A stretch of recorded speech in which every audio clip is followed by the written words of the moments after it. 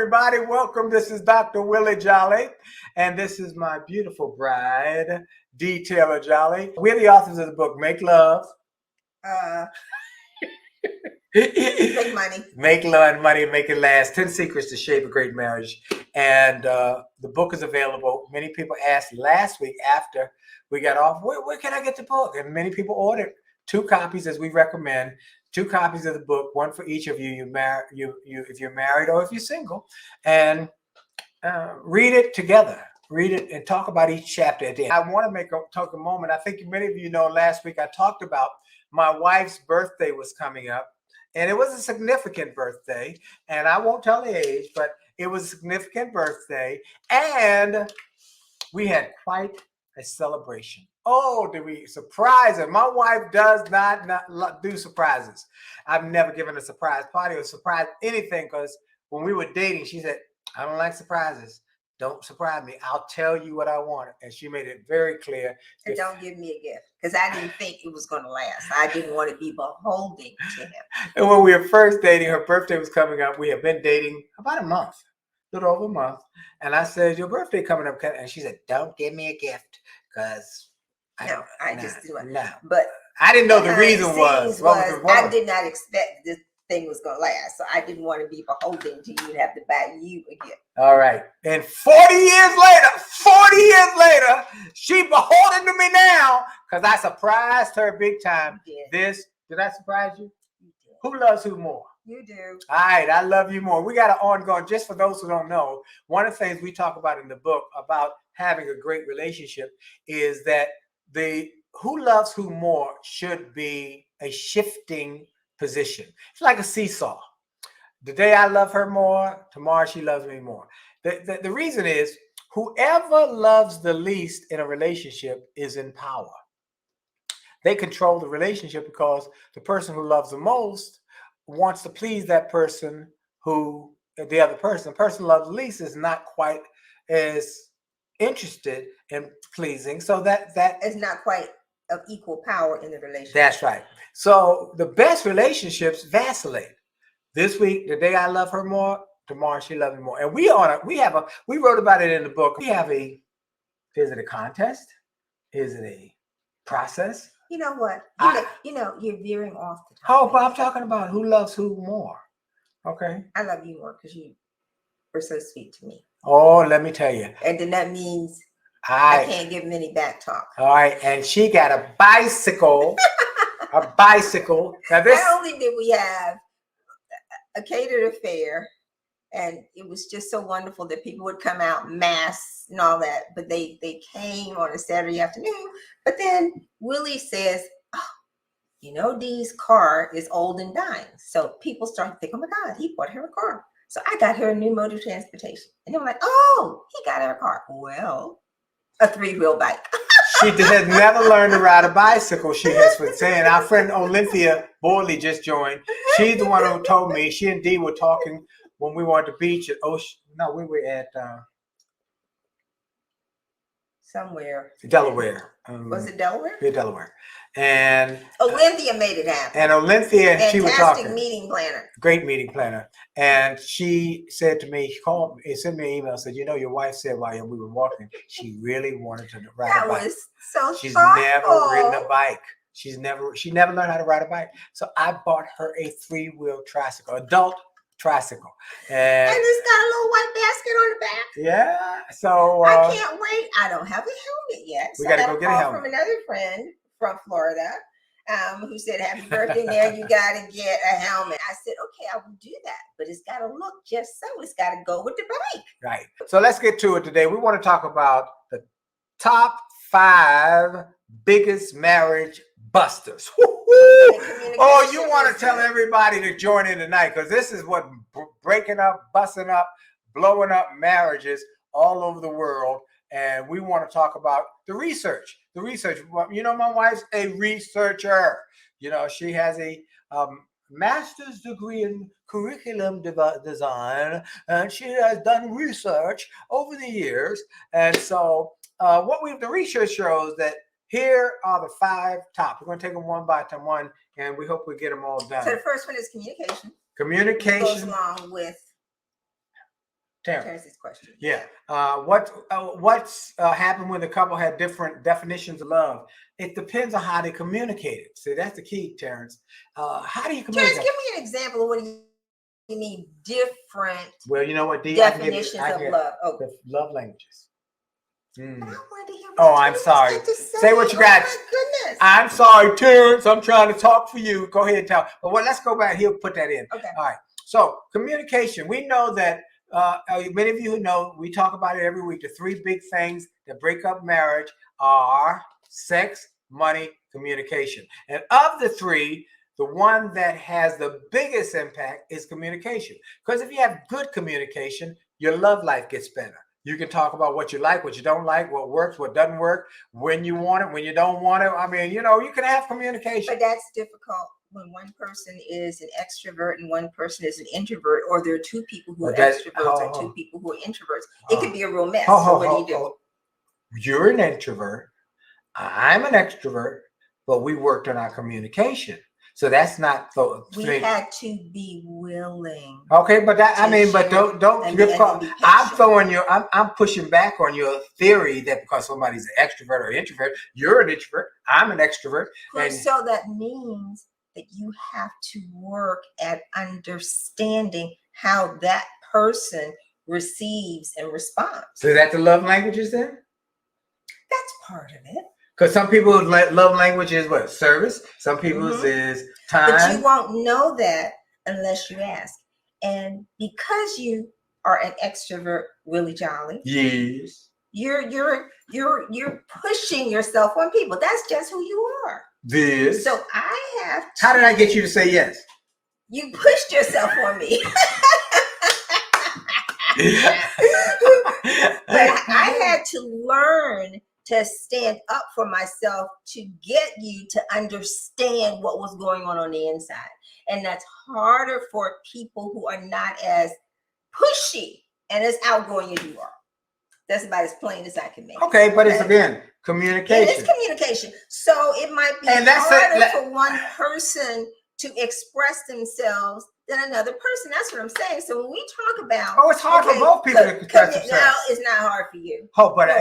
It may be hard for me. Even though I'm an extrovert, don't mean I'm gonna talk about the things that are touchy and feely or the things that are pride. Get past my pride and say hurt my feelings. Easier.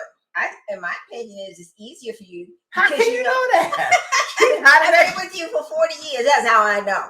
It's easier for you to express yourself because you will say it more quickly and more openly than I will when I'm marinating on choosing the right words or feeling I really don't even want to talk about it at all. All right. Okay, let's go down that. So I'm an extrovert. I tend to say what I feel. Yes. But how about if you say what you feel and it hurts somebody's feelings because you didn't think about what you're going to say? That's a problem. Yes. All right. So communication. Communication style differences. There is such a thing as an introvert, extrovert. There are people who are more expressive and people who are less expressive. People who are warm and fuzzy. People who are more reserved. Okay. So what do you do then? Well, what we're saying is in the book, the biggest chapter we have in the book is about communication. Chapter number 4: communicate. Talk to each other. This is the chapter we give away. The biggest chapter in the book we give away. You go to jollymarriage.com. Get the free chapter if you have not bought the book. Read it. Give it away. Share with Lottie Dottie and everybody. I think the most important thing, number one, in communication is for you to understand who you are. You, me. Okay, I think. All right, well, that's how can you effectively communicate with your partner if you don't know really who you are? I know it sounds very ethereal. What the heck is that? That's because you hear on that psycho babble stuff you hear women talk. Oh, you gotta get centered. You gotta be authentic. You gotta get authentic. You gotta get centered. You gotta know who you are. I don't want to cuss, but she's making me get ready to cuss. I'm saying to you, I have to feel comfortable with who I am and know that I am quiet and I am reserved and I'm dealing with somebody who's all the way live. I've got to know that, and then I can decide how I need to handle you. So since you got to know who you are, who are you? Are you a personator? Are you a reality person? Or are you as Miss Bernice, who was 90 years old, 91 when she passed away, but they had been married over 65 years, and she said, you got to find out if this person is a real person or a representative. So you ask questions, you listen, and you observe closely. So you have to draw them out and learn their story. Like I learned now that we're talking about communication. Okay. I learned your story. What's my by being around? I wouldn't even go into. But in terms of being around your family, watching you interact with your mom, and how you and your brother were so loving and caring of your mother. Okay. And y'all would do everything together. And I admired that. So family was very important. And that touched my heart. And I was like, oh, well, maybe he's okay, even though he sang for a living and all that other kind of stuff. And so Clarence says he's an extreme introvert and he sees things totally different from extroverts. Absolutely. You see the world different. Okay. And here's the key, folks, that you communicate to the other person. So how did I fall in love with somebody who sees the world differently than me? We talked a lot. We really did talk a lot. We talked in depth. When we were But we had the same values. We did have the same values. Terrence, yes. we have the same values. So Willie was able to draw me out because I would sit at home and read. I'm happy to sit and read. But we had the same values, and he could encourage me to do something that I had not done before, like go to a jazz club.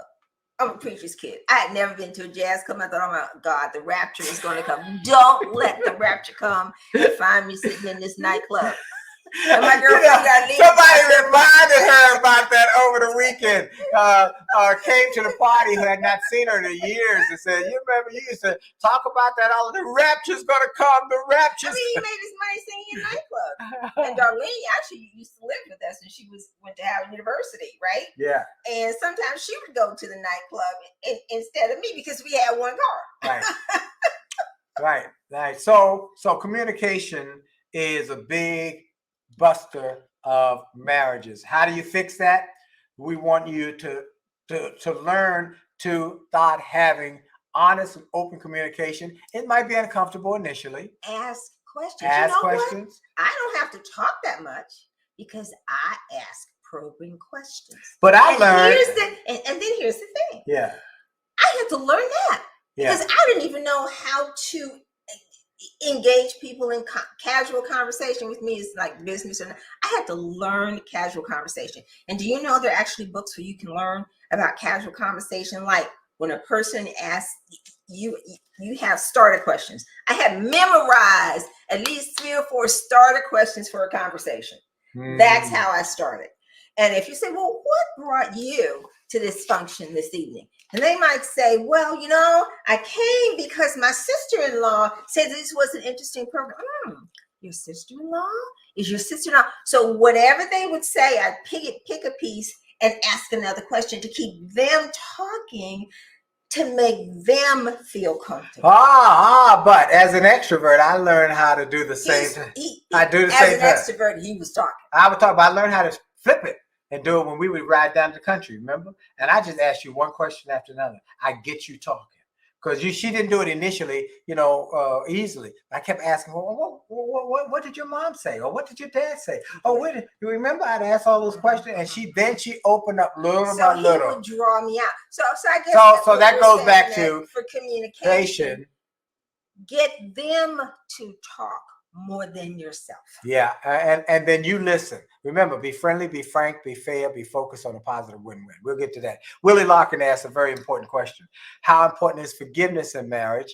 Give and take without keeping score. Ooh. Well, I brought that right up to the fore, Willie. And chapter number 5 is leave the drama with your mama. Ooh, leave the drama. Everybody should have this book. I mean, we didn't just write the book, but everybody who impacted us and we interviewed had a pattern. Forgiveness. Humans are flawed and make mistakes.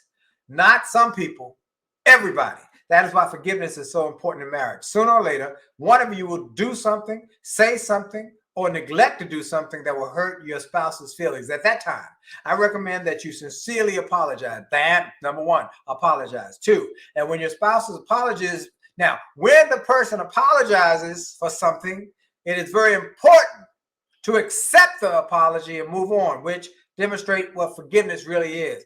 Don't hold it. Don't keep score, because that is not how marriages win. You don't keep score when y'all are one team together unless you keep scoring the enemy. So, I would say here, why would you want to hold a grudge? Well, no, he's saying why would you he's saying, not want to forgive but he's your saying, mate? all right, but he said, why would you want to he's saying the garbage? What happened when the other person keeps score? Now, why they do it, you can't control. Again, it's called, you don't know the reason why. You can't assume the reason why. That's called making assumptions? Yeah, we're making assumptions. And you're assuming. You don't know. You don't know the motivation. Why do you need to keep score? Why do you want to keep score? Well, you know what is it that I'm doing? If the other person is keeping score, then I want to know, what am I doing that you feel the need to keep score of every little hurt? So obviously I don't know that person well enough that I'm doing all these things to hurt them. I don't want to hurt the person that I love. Well, you don't. But some people have. So maybe they don't love them. I mean, why would you do that? You know, there was one of the emails we get in. And by the way, folks, you can send us emails, info@williejolly.com, info@williejolly.com. And when you do, ask us a question. One of the questions that came in recently was a wife who said her husband or ex-husband, they're divorced, would not leave her alone. Okay, in other words, and I'm like, what does that mean? I don't know what that means. Well, does it mean he chased her around the bedroom? No. They were friends. They got divorced. She gave him a key in case something happened. He would come and bring stuff to her house and groceries or something if he knew. But then she met a guy, and the guy started, and the ex would come and she said, "Give me the key back. That ain't gonna work for me. You can't give me my key back." But he was so upset because this new person. So maybe he wanted her back. So that comes down to they had not had enough conversation, evidently, because he still had feelings, right? Well, either had feelings or he wanted to be in control. All right, so that goes back to all of these points that are playing in. And so she should have just changed locks on the door. That's a good thing. But then the communication. It's really the communication. Rather than going through the drama, let's have open, honest conversation. That's not working for me. And let me tell you why. You know, folks, the more you open and honest about your conversation, I will tell you one thing. And then some people can't be. They just don't know how. Well, that's they can't, not that they can't be, but they don't know how, or they don't want to be, or they don't have a model. They don't have a model of open and honest conversations. They came from a family where people either hollered and screamed, or they stonewalled, or they went through the silent treatment. I'm not talking for you for a week, and all that kind of foolishness. So, Willie, going back to that question, how important is forgiveness? Forgiveness is critical. We're humans. We're gonna make mistakes. We're gonna say, do, or have something to neglect. It's part of life. I wish I were perfect, but I'm not. So I took a Myers-Briggs class, and it was amazing. My walk away was how important respect played a role in an absolute. Oh, we talk about respect often. We talk about that often, that lack of. So, all right, so look, we've been on. Top buster then is communication. Communication styles is the top buster.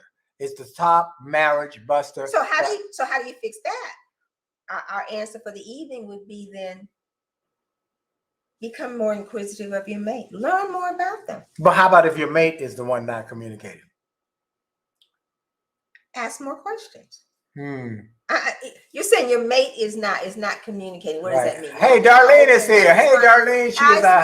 She was our guest for the weekend. She one of Dee's friends. She came to join us for. We used to live together. She's pre-Willie. And so. And we lived on Toxic Place together. So let's go back to this communication, open and honest communication, and listening. Right. Listening. You don't have to have a response because you're listening. Nope. And you're actually seeking to gather enough information so you can understand. Stephen Covey, 7 Habits of Highly Effective People. I had the honor of being on a number of events with him in Sydney, Australia. And Dr. Covey and I became friends. He wrote the foreword from one of my books. He said in the 7 Habits, seek first to understand, then to be understood. Y'all say it again, folks. Y'all get that one? Seek first to understand what that person is saying, what they're all about, what they're on their mind, and then seek to be understood. If you get that mindset, you're more effective and you have greater communication. So we have to stop talking. We have to talk less. Well, talk less or listen more. So if you talk less, then that positions you to listen more, right? Well, sometimes I don't talk because when my son, they say, you know what? Your dad is Willie Jolley. Man, I hear him on the radio, on television. He be motivating you all the time. All around the house.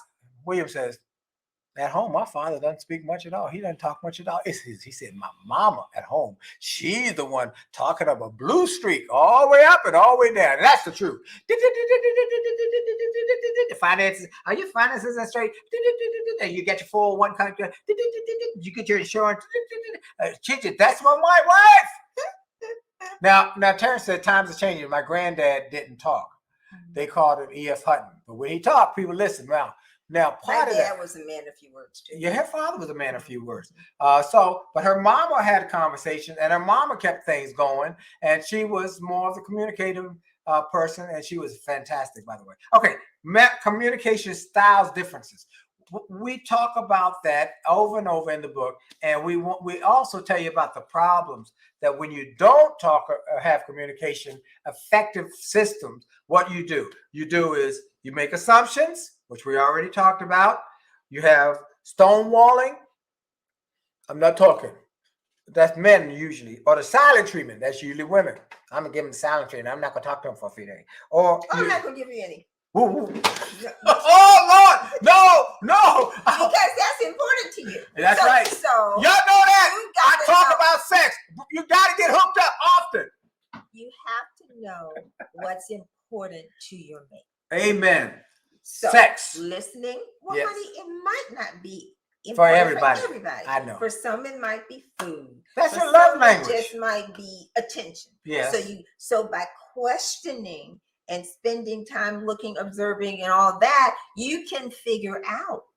And a million and one questions. I saw a great quote today. You can be miserable before eating a cookie. You can be miserable after eating a cookie. But you cannot be miserable while you eating a chocolate chip cookie. That's what I think about sex.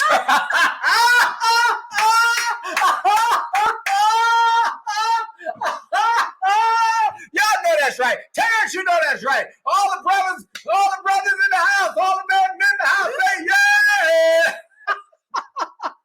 You are so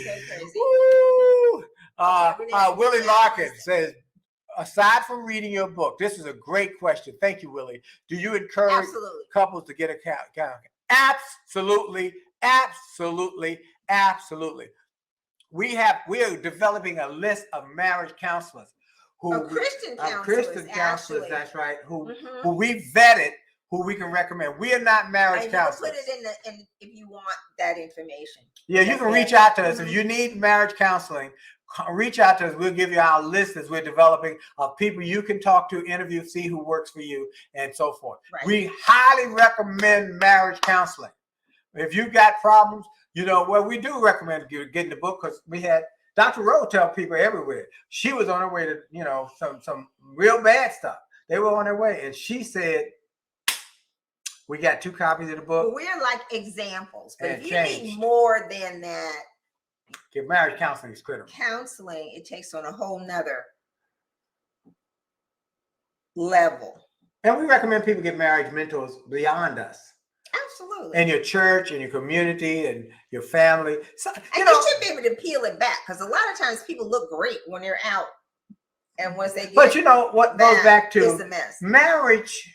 Many people see movie marriage and they think of marriage from the movies. That this couple they got together and they live happily ever after, and a picket fence and all that. And that's what, they don't know that marriage is difficult sometimes and it's work sometimes. But once you get your groove going, we don't argue. We have not had an argument over 30 years.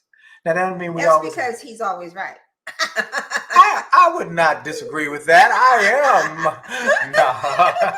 No. But, if you read the book, you'll see how do we choose. There's a big chapter on how do you break the stalemate. Having a sense of humor is absolutely necessary. And who breaks the stalemate? I had to get a sense of humor in order to be able to deal with him, because I would have a million and one frown lines in my forehead. What? Oh, but I had to learn. But let me make sure people know in all seriousness that 9 times out of 10, if I want to go left, she want to go right. I really want to go left. She really want to go right. 9 times out of 10, I'm going to go the way she is going, or she wants, because she's my trusted advisor. I trust her and I listen to her But advice. that's something I earned too. Well, yeah, it is. You earned that. But people didn't just. Because I married you. No, I didn't just give that to you. I didn't get like when you came to work in the business. I didn't give you the whole checkbook. I said, let me see if you can handle it. Okay, and you could. So you run the finances. She's a CFO. So those are little things that make a big difference. And okay. We say that, but we talk about everything. Oh, we're supposed to get to. We didn't get to. We didn't get to number 2. Look, we got 5 top biggest marriage busters. We'll hopefully get to number 2 next week. But so y'all, communication is the top. If you have some specific questions, got questions, call us, email, okay, send a pigeon, send them some screen. No, do an email. You have to do my summary. So this is November. Go ahead. November 1st. Yeah. So November is Thanksgiving month, right? Yeah. Let's think about what are we thankful for in terms. So sometimes for Thanksgiving, people focus on the eating. But really, what are we thankful for? And you can start to, if you don't have it already, what's your tradition at Thanksgiving? So we're working on establishing some new traditions at Thanksgiving. And one of the things that I said to Willie is, this is the last quarter. Okay, finance related. And as we approach the end of the year, finance. There are 2 things. Prepare for the end of the year, because I have to be focused on that for business with the bookkeeper and the CPA. And then I report, the reconciliations, all that stuff. And we sit down and we talk about that. Likewise, there's CFO in the household.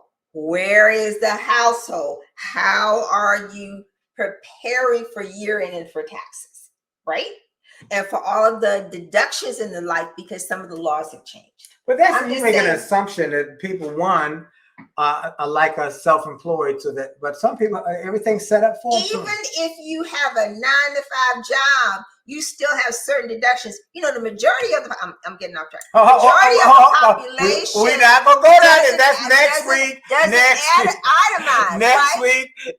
But you might want to with the change in the laws. I don't care. I don't. So I'm saying November is Thanksgiving month, where you decide what to talk about that you're really thankful for, and number 2, to prepare for year end, because it's too late in January to have a goal setting seminar. I don't care what anybody says. It's too late. So during Thanksgiving, y'all can work on goal setting and learn how to smart your goals. We're going to talk about that later. Wait. And then there are 2 books for Thanksgiving. Last month, what was the book last month? Michelle Singletary was the book last month. Okay, this month is November. We gotta tighten it up. So as we move in and prepare for the new year, 2 books. Okay, one is called Mindset by Carol S. Dweck, Dweck. Why is that? You either have a growth mindset or a fixed mindset. If you want to grow, how you think, you're always learning something new so you can better yourself. That's one book. And then the second book is Habits by James Clear.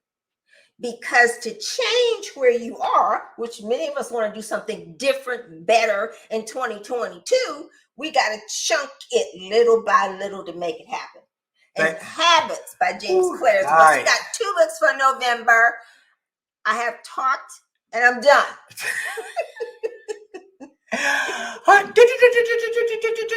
Okay, so Willie Larkin, thank you. Yeah, his church has a couples ministry. We recommend you find people who doing who you And that's a good.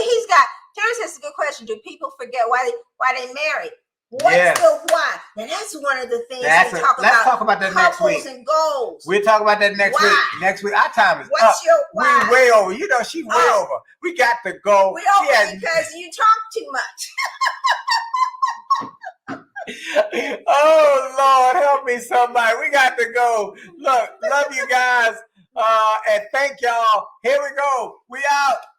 This is Dr. Willie Jolley. And this is Dee. Go to jollymarriage.com. Get the bundle. 2 books, 2 workbooks, audio book, and a CD on seminar on CD, 2 CDs. And get that and save your marriage. Enhance your marriage. And love your spouse by getting them this bundle. Go to jollymarriage.com. Get it today, right now. Go right now. Go right now. Order it. We'll get it out tomorrow. Here we go. We out. And here comes the show ending. See ya. Jolly out.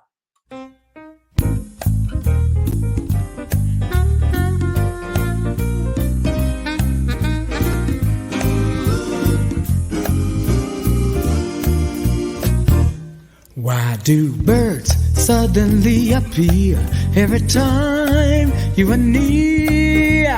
Just like me, they long to be close to you. And why do stars fall down from the sky every time you walk by? Just like me, they long to be close to you. Oh, oh, oh, on the day that you were born, the angels got together, decided to create a dream come true. So they sprinkle moon dust in your hair, and I see heaven when I look at you. That is why all the guys in town follow you all around. Just like me,